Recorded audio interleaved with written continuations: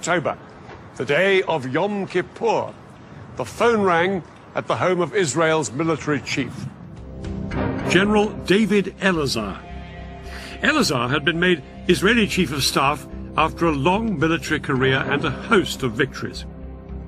The call from Israeli military intelligence informed him that both Egypt and Syria would launch an attack in hours. Elazar's immediate thought was to send his air force to hit the Arabs before they had a chance to strike.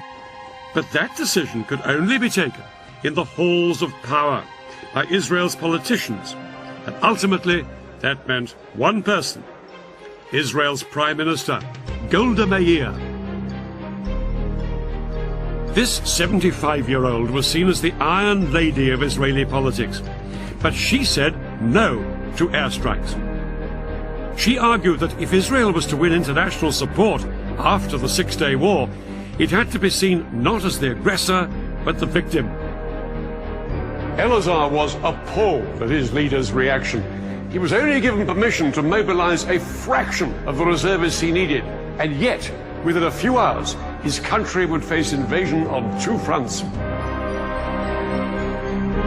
Egypt and Syria were poised to launch their attack.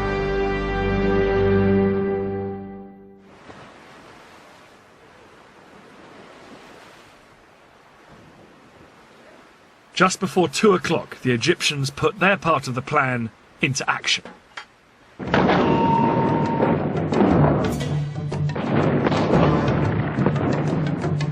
Their assault across the canal on the forts of the Bar-Lev line was such a momentous event in Egyptian history, it was later restaged for the cameras.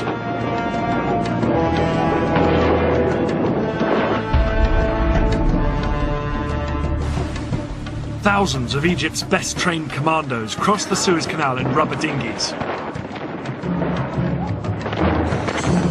They landed on the east bank in the gaps between the forts of the Bar-Lev line. The Egyptian commandos then scrambled up the high sand ramparts.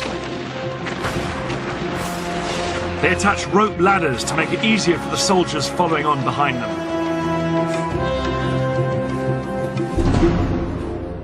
Behind this first wave were 100,000 Egyptian infantry and more than 1,000 tanks waiting to cross the canal, but the biggest obstacle to them were the giant sand ramparts on the Israeli side. These were as much as 60 feet in height. It was impossible for the Egyptian tanks and heavy artillery to climb up and over them. The Egyptians experimented with using dynamite to blow holes in them, but this was found to take far too long. But then one junior engineer officer had a flash of genius. He suggested using high-pressure hoses to blast the ramparts with water from the canal.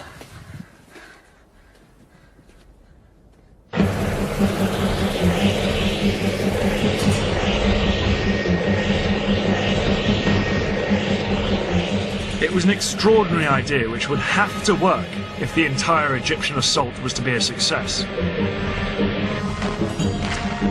4 hours into the attack, and with fighting raging around them, the Egyptian engineers finally broke through the ramparts, and the first tanks started to pour through. I never believed I would see the day when I was in Sinai. But this was actually Sinai. I looked back at the West Bank, and all the green on the other side, and to the east, all I could see is desert. It was good feeling.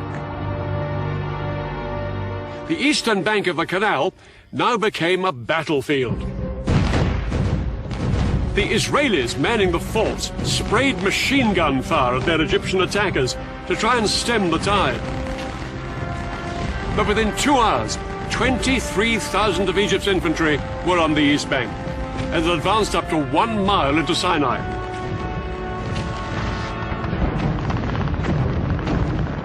The fort was surrounded by Egyptian forces and was under constant fire. We made repeated calls for help. We fired from time to time and reported back what we saw. But mainly, we tried to keep up our morale. But the Israelis were sure that their air force would come to the rescue. The first Israeli jets were sent in at 4 p.m., flying low over the desert. But as they approached the canal, they found themselves under attack from the ground. The Egyptian SAM missiles and anti-aircraft guns caused havoc.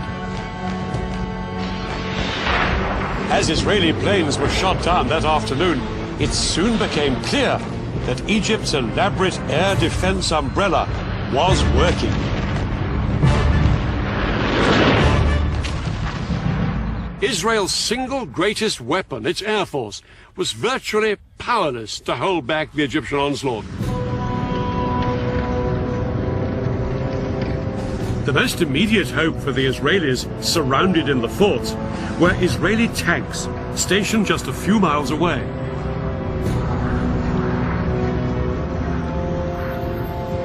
The Israeli tanks raced towards the canal. They thought they'd throw the Egyptians back as easily as they had done in 1967. But as they got closer, they found themselves coming under attack from a weapon they'd never faced before. The Saga missile.